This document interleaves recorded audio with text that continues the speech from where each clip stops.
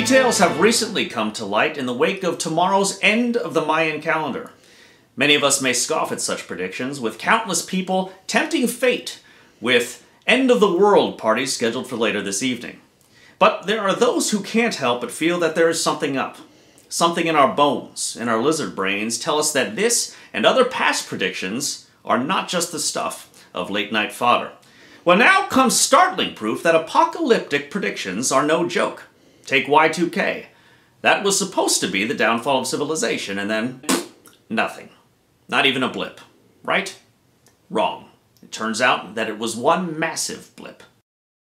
You know, it wasn't just computers and the economy going down. I mean, we're talking about the launch of every nuke from every which side, the release of bioweapons from containment, at least 2 or 3 more Kardashians. I mean, it was bad.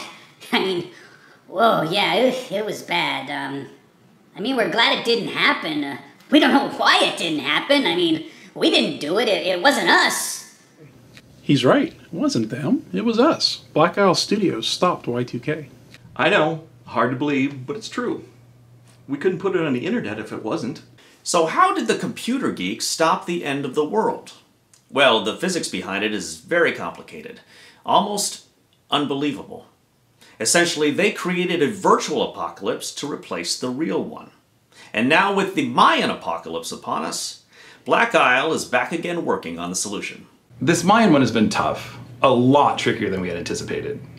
We think we cracked the code, but saving the world does not come cheap. And the basement you live in, technically doesn't count as a bunker. So here's how it works.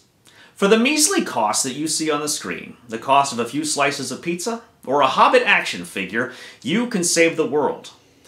Every donation buys the planet more time, and if the goal is reached, we can finally put this Mayan thing to rest for good. So it's a win-win. You save the planet, and you get a great game. And if we fail, what good's some money gonna do you anyway? Only you can stop the Mayan apocalypse. Isn't that a little dated? At least he didn't make us wear the costumes. I wanted to wear the costume. My name's Chris Taylor. I've been in the computer games industry for over 20 years. I've had the great fortune to be a game designer on such titles as Stonekeep and and Starfleet Command. And today I'm here to talk to you about the relaunch of Black Isle Studios. Hi, my name is Chip Bumgardner. I've been making games since 1995. I actually got my start at Interplay that year. Did a bunch of work on a game called Dragon Dice. I've also done some producing and design work in other places. Worked on some Tony Hawk, some of the Uno stuff, and I also have been a part of the universe. My name is Marco Green, and I really don't like being on camera. I'm always a little concerned that someone will ask me about tortoises in the desert. I've been around gaming since the 80s. I started pitching MMOs back then. Yep, I'm that old. Hi, my name is Jeff. I've been a professional artist since '99. I've been in the games industry since '02. I've worked in various artistic, technical, and leadership capacities. I've worked for some pretty cool companies, at least I think, and I'm very blessed with that. Blizzard, EA, Activision, Obsidian, Konami. I've got a variety of gaming credits, but who really cares? For the purposes of this audience, the only thing that really matters is I created the master's voices, the odd speech pattern that was said, the talking heads from 1 and 2. I also really dislike interviews like this. I think they're boring and cliche. Best game ever, passion about gaming, you've heard it all. You could replace it from any interview you've seen in the past. I also don't like games that are the same way, clones of other games. That's not going to happen with PV13. We've got this concept for a post-apocalyptic strategy RPG where the player takes the role of this person in a devastated world that has to lead their community by gathering resources, rebuilding, and keeping their people alive. Now, one of the things that's really cool about this is that we're in a stage that's early enough that we're looking for contributing members to give us feedback and input about our game design and help us with the direction to make sure we can make the best possible game.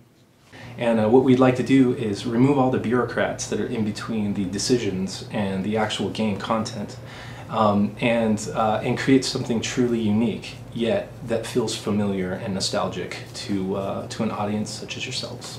I'm really excited to be coming back to the Black Isle group. We have a solid team, and we're going to make some really good games for you guys. This is a classic Black Isle Studios game. It's got everything in it that you'd expect. Consequence of action, meaningful decisions. It's very exciting. I'm very excited to be a part of it. The best thing is you can be a part of it too. Thanks. So in the end, which could be tomorrow, it's up to you to make it possible for us to save the world.